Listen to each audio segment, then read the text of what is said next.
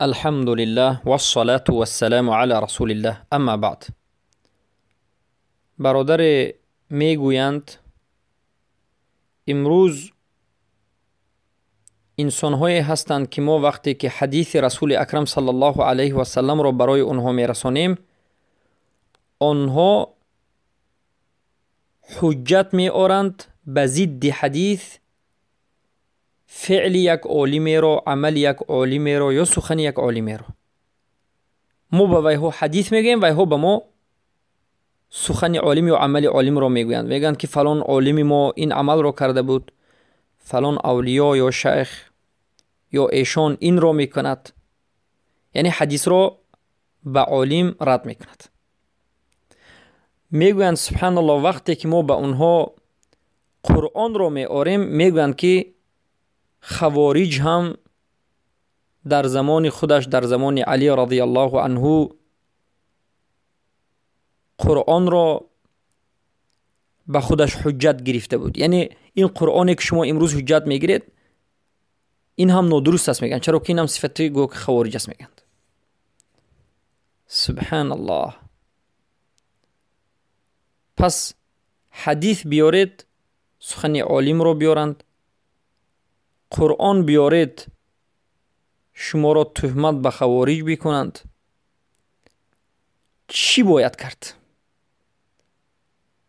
این یک معنای سخنی برادر است که در حقیقت این یک مشکلی تمامی طلاب علم و حق پرستان با همراهی اهل باطل و اهل ضلالت است. سبحان الله. در حقیقت به نهایت این سنگین است، وزنین است وقتی که انسان سخن رسول الله را میبیارد، سخن رسول الله را به سخن کسی رد بکند، یا که قرآن بیارید، قرآن را خوارجی بگوید. و این چنین برادر گفتند بله که وقتی که تاریخ را میارید، یعنی از سیره رسول اکرم وقتی که حجت میارید یا که یک قصه را ذکر میکنید، میگن که شما نمیتوانید که سیره رسول الله را به این زمان مقایسه بکنید، چرا که زمان رسول الله دیگر بود، این زمان دیگر است و سیره رو هم رد میکنند. پس ما باید چیکار بکنیم؟ بارک الله فیکم. اولا ما باید به قرآن نظر بکنیم که الله من و شما را به چی امر کرده است، به اطاعت کی امر کرده است، و همین به هر سه این شبهه و عقیده باطلی این اهل ضلالت رد می شود. عقیده اولشون که شیخ را از یا که عالم را از سنت پیش می گیرند، از گفته رسول الله پیش می گیرند، یا که قرآن را وقتی که ظاهرا شما به اونها بیان میکنید این صفت خوارجی میگند، یا که وقتی که سیره رسول اکرم صلی الله علیه و سلم را ذکر میکنید میگن که سیره را امروز ذکر کرده نمیشود، امروز این دلیل نیست. ما میبینیم که الله چی میگوید، چرا که اولا الله سبحانه و تعالی به ما امر کرد که گفت یا ایها الذین آمنوا فإن تنازعتم في شيء فردوه الى الله والرسول ان كنتم تؤمنون بالله واليوم الاخر. ای آنانی که ایمان آوردید، اگر در یگان مسئله تنازع، اختلاف در بین شما به وجود آید، همین مسئله را به قرآن برگردانید اگر ایمان به الله و رسول داشته باشید. پس اولین کاری که ما باید بکنیم این چی است؟ همین مسئله را به قرآن برگردانیم. به این گمراه شده و به این کسی که از اهل بدعت است بگوییم که ای بنده الله، من به تو یک آیت میگویم، میخواهی که همین آیت رو گوش بکنی؟ بله، همین آیت رو تلاوت بکنید که فإن تنازعتم في شيء فردوه الى الله والرسول ان كنتم تؤمنون بالله واليوم الاخر. اگر تنازع، مناقشه، مشکلی در یک مسئله کردید، به الله و رسولش بازگردانید اگر ایمان آورده باشید. ایمان به کی؟ به الله و رسول آورده باشید. پس بارک الله فیکم. این انسان رو میپرسید که آیا ایمان به الله و به روز قیامت داری؟ بله، ایمان به الله و به روز قیامت دارم. ایمان داشته باشی، بیا همین مسئله رو به الله و رسولش گردانیم، به قرآن و سنت گردانیم که الله هم خلیل میگد. وقتی که به قرآن میگردانیم، اولا میبینیم که الله سبحانه و تعالی در چندین جای قرآن، در 10 و 20 جایش به من شما امر کرده است که ای مردم اطیعوا الله و اطیعوا الرسول، الله را اطاعت بکنید و رسول الله را اطاعت بکنید، یعنی گفته‌هایش رو به جا بیارید. الله در اینجا کسی دیگر رو نگفته است. البته در آیات دیگر اومده است اطیعوا الله و اطیعوا الرسول و اولو الامر منکم. اولو الامر دو کس است، علما و امیرها و الامرها، یکی منکم از شما مسلمان ها باشند و مخالف قرآن و سنت نگفته باشند. بارک الله فیکم. پس اصل اطاعت الله و رسولش است. و من یطع الرسول فقد اطاع الله. هر کسی که رسول الله را اطاعت بکند به تحقیق الله را اطاعت کرده است. هر کسی که میگوید که من الله را اطاعت میکنم اما رسول الله را اطاعت نمیکند، اطاعت اللهش قبول نیست. الله را به واسطه رسول الله اطاعت میکنید، دیگر راهی وجود ندارد. برای من علما میگن که 3 چیز به 3 چیز قبول نمیشد و یکی از اونها اطاعت الله به اطاعت رسول الله قبول نمیشود. چرا که الله گفت من را اطاعت بکنید و رسول الله محمد صلی الله علیه و آله را اطاعت بکنید. و در جای دیگر الله گفت و ما آتاکم الرسول فخذوه و ما نهاکم عنه فانتهوا. هر آن چیزی که رسول الله محمد صلی الله علیه و آله برای شما آورده است شما بگیرید و هر آن چیزی که رسول اکرم صلی الله علیه و آله شما را از آن نهی کرده است و باز داشته است و من کرده است باز ایستید، اجتناب بکنید. پس این امرها برای کی است؟ این امرها برای ما هست، مسلمان ها، که ما باید دینمون را از رسول الله بگیریم. الله ما را امر میکند صدها بار که دینت را از رسول الله بگیر، آورده رسول الله را بگیر، نهی کرده اش را ترک کن و باز است. این به من شما است. پس به این انسانی که به مقابل سنت شخص دیگر را آورده است میگیم که الله امر کرد که ما رسول الله را اطاعت بکنیم، غیر رسول الله را ترک بکن. کسی نباشد، فرقی ندارد، کسی نباشد، امام 4 مذهب است.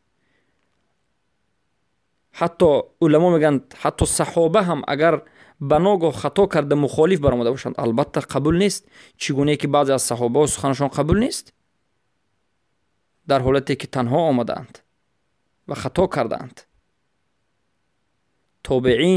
تابعین امام 4 مذهب کسی نباشد وقتی که مخالف سنت برآمد سخنش یا از جهت خطا یا از جهت نفهمیدن یا از جهت خطا خبر آمدن از کدام جهت نباشد هم ما میگوییم که این سخن قبول نیست. چرا که ما سنت واضح، سنت صحیح، صریح، واضح از رسول اکرم صلی الله علیه و آله داریم و این به دلیل قرآن، به نص ظاهر قرآن است و این امر الله است و هر کسی که این رو ترک میکند البته ظاهر قرآن رو ترک کرده، صورت کرده است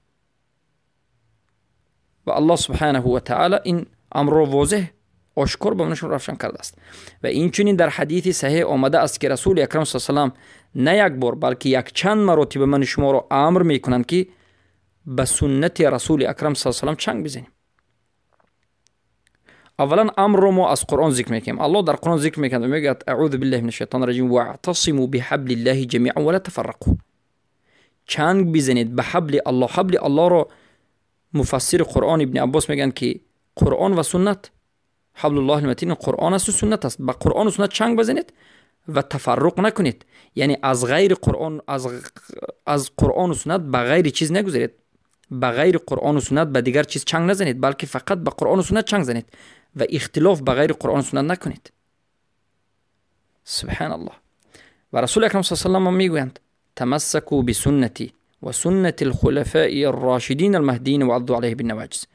چنگ بزنید به سنت من، سنت رسول الله یعنی سخنهای رسول الله، عملهای رسول الله، قولهای رسول الله و اقرارهای رسول الله و به سنت خلفای راشدین من که ابو بکر، عمر، عثمان، علی رضی الله عنهم اجمعین هستند و عضوا علیه بالنواجذ و سنت من و سنت صحابه ها را به دندانهای اشکتون دارید، یعنی سخت چنگ بزنید، ترک نکنید. کنایه از سخت گرفتن است.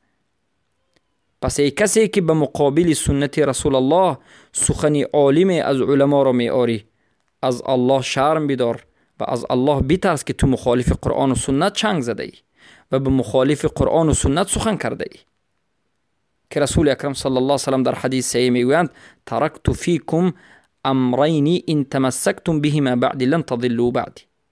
من برای شما دو چیز را گذاشتم که اگر بعد از من به همون دو چیز چنگ بزنید شما هیچگاه گمراه نمیشوید. این چی است؟ قالوا ما هذا یا رسول الله؟ او رسول اکرم صلی الله علیه و سلم گفتند که الکتاب و السنه، کتاب، قرآن و سنت رسول اکرم صلی الله علیه و سلم، و یگون نجات نیست غیر از قرآن و سنت. بارک الله فیکم. برای همین محمد ابن عبدالوهاب رحمه الله یکی از شکننده های اسلام را ذکر کردند و گفتند که سخن غیر رسول الله را از سخن رسول الله افضل دانستن، بهتر دانستن، این اسلام انسان را میشکند و انسان را مرتد میکند. اگر دیده و دانسته سخن رسول الله را ترک کنید و سخن دیگر را بگیرید و دیگر سخن را افضل دانید و حق دانید و همین را پیرو کردن را درست دانید، این چنین انسان مرتد هست. سبحان الله. من اعتقد ان هدی غیر النبی صلی الله علیه و سلم افضل من هدی او حکم او افضل من حکمه فقد کفر باجماع العلماء. هر کسی که اعتقاد بکند. البته پس قرآن و سنت به ما میفهماند که هر کسی که این سخن را گفته است باطل گفته است و این یک دجال است. امام مالک رحمه الله تعالی، مالک ابن انس امام دارالهجره میگند کل قول یؤخذ و یرد الا صاحب هذا القبر. تمام سخن گرفته می شود، سخنی کدام عالمه رو خواهید میگیرید، کدامش رو نخواهید نمیگیرید. یعنی سخنی هر یک انسان گرفتنش ممکن است و رد کردنش هم ممکن است، مگرم سخنی صاحب این قبر، یعنی قبر پیامبر صلی الله علیه و آله رو ایشون دادند. سخن پیامبر صلی الله علیه و آله واجب الاتباع است. یگانه کسی که ما داریم واجب الاتباع این رسول اکرم صلی الله علیه و آله است که به هر یک قولش، به هر یک سخنش، به هر یک فعلش ما باید پیرو بشویم و سخن کسی رو مقابل سخن رسول الله صلی الله علیه و آله ناندازیم. و هر کسی که این عمل رو کرده است در خطری بزرگ است و باید توبه بکند. پس اولین راه به قرآن و سنت باز میگردیم و به حکم الله و رسولش حکم میکنیم که آیا ما میتوانیم که به مقابل سخن رسول الله سخن دیگری رو بگیریم؟ البته نه. بارک الله فیکم. و مسئله دوم این که وقتی که قرآن رو ما به ویها دلیل میاریم میگن که این صفت خوارجی است. خوارجی هم در زمان علی قرآن رو آوردند. بارک الله فیکم. البته ما باید فهمیم که خوارج ها در حقیقت قرآن رو دلیل آوردند. و من لم يحكم بما انزل الله فاولئک هم الكافرون. حکم بشر رو کفر گفتن، صحابه رو به حکم کفر دادن. اما باید دانید که دلیل رو در غیر موضعش استفاده بردند. همین دلیل که سخن حق است قرآن رو در غیر موضع، در غیر مکانش استفاده بردند، در جای غلط استفاده بردند. استدلالشون غلط بود، وجه استدلالشون غلط بود. پس خوارج ها خطا کردند. به همین سبب خطاگشان به کفر واقع شدند. بعضی از علما حکم کفر اونها را واقع کرده است، اونها را کافر گفتند. پس بارک الله فیکم. این دلالت نمی کند که هر کسی که از قرآن گفت این خوارج شده است. نه والله. هر کسی که از قرآن میگه این اهل سنت در جماعت است. ما عقیده داریم که اکثر قرآن این محکمات است. هن ام الکتاب و اخر متشابهات. هو الذي انزل عليك الكتاب منه آيات محكمات هن ام الكتاب و اخر متشابهات. یعنی الله این قرآن رو نازل کرده است که در این آیات های محکمات است که این امهات کتاب است. اکثر کتاب به این آیات های محکم است. محکم یعنی آیات هایی که انسان خونده میفهمد. هر یک انسان مسلمان خواند میفهمد، معنیش ظاهر است، آشکار است. اما این چنین متشابهات است. پس وقتی که یک انسان برای انسان دیگر قرآنی که آیت محکم است، آیت محکم را دلیل می آورد، معنای آیت واضح است، آشکار است، درباره توحید، درباره یگانگی الله، درباره اسما و صفاتش، درباره آتش دوزخ و بیان جنت و غیره. انسان دیگر میگوید که نه این صفتی خوارجی است، البته گمراه شده است، ضال و مضل شده است، باید توبه بکند و این البته کفر است. اعوذ بالله من ذلك.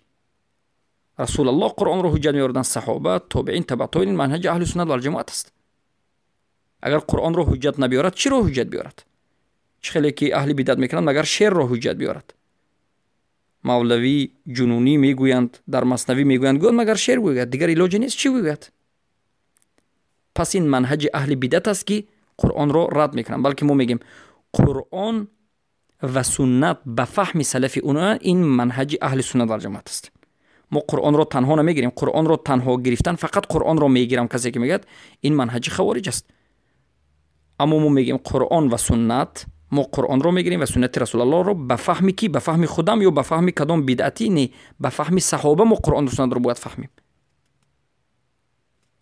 و ما در بین خوارج و در بین اهل بدعت و ضال و مضل هستیم.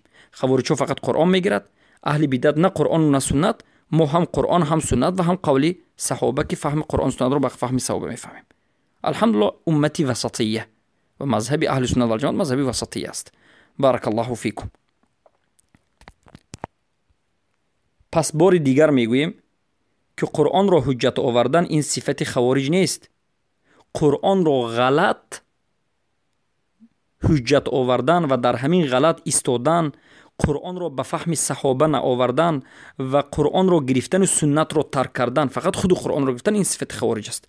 اما کسی که قرآن را به معنای درستش حجت می آورد، قرآن را به سنت ذکر می کند و قرآن و سنت را ذکر می کند و به فهم صحابه قرآن را به فهم سلف امت می فهمد، قرآن را به سنت می فهمد، این عین اهل سنت و الجماعت است. و کسی که مخالف این است، این اهل بدعت و ضال و مضل است. اما مسئله دیگر، مسئله سیره رسول اکرم صلی الله علیه و آله. برادر میگن وقتی که سیره رو میاریم میگن که زمان رسول الله دیگر زمان بود، امروز دیگر زمان است، حجت نیست. البته سیره رسول اکرم صلی الله علیه و آله به دو قسم تقسیم شد. باید دانیم سیره هایی که رسول اکرم صلی الله علیه و آله دارند مکی و سیره مدنی. حیات رسول اکرم صلی الله علیه و آله که حکم هایی که در مکه داشتند و حکم هایی که در مدینه داشتند و حکم های مدنی، حکم های مکی رو اکثر اونها رو یا بعضی از اونها رو منسوخ کرده است. ناسخ و منسوخش رو وقتی که ما دانستیم، سیره رسول اکرم صلی الله علیه و آله این حجت است.